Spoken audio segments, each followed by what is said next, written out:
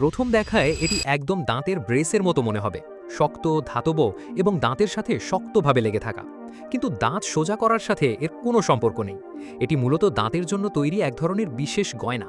এটি দাঁতের উপর বসিয়ে হালকা কামড় দিলেই এটি নিজের পজিশনে সেট হয়ে যায়।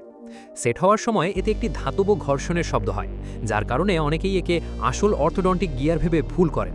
বাস্তবে এটি দাঁতের কোনো সংশোধন করে না, বরং এটি শুধুমাত্র সাজসজ্জার জন্য ব্যবহৃত হয়।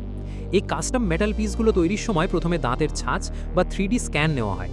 এরপর আপনার দাঁতের গঠন, বাঁক এবং কামড়ের সাথে মিলিয়ে এটি নিখুঁতভাবে তৈরি করা হয়, যাতে পড়ার সময় এটি নড়াচড়া না করে।